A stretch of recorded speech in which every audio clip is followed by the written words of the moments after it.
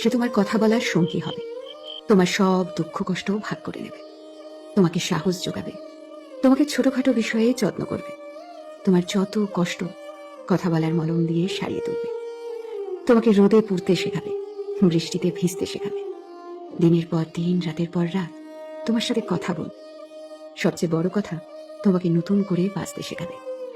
তখন তোমার মনে হবে, হ্যাঁ, এইরকমই একজনকে আমি চেয়েছিলাম।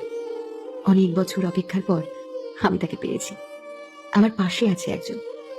তারপর যখন কথা বলার অভ্যেসটা তোমার বদ অভ্যেসে পরিণত হয়ে যাবে, তখন একদিন হঠাৎ করে মানুষটা বদলে যাবে, তোমাকে ব্যস্ততা দেখাবে, সারাদিন অপেক্ষা করার পরেও একটা মেসেজ বা কল আসবে না। তুমি বারবার ফোন চেক করবে, কিন্তু তোমার অপেক্ষা অপেক্ষাই থেকে যাবে। প্রথম প্রথম দুই একবার কল করে তোমাকে বোঝাবে সে নিরুপায়, তার জীবনে খুব ব্যস্ততা, তাই সে সময় দিতে পারছে না। এরপর আস্তে আস্তে সব যোগাযোগ বন্ধ হয়ে যাবে, তুমিও বুঝতে পারবে সে আর তোমাকে সময় দিতে পারবে না। তাই তুমিও মেসেজ বা কল করে বিরক্ত করা বন্ধ করে দেবে। যে মানুষটির জন্য একদিন তুমি ডিপ্রেশন থেকে বেরিয়ে এসেছিলে, আবার সেই মানুষটির জন্যই তুমি আরো গভীর ডিপ্রেশনে চলে যাবে। তখন আগের একাকিত্বটাই ভালো ছিল।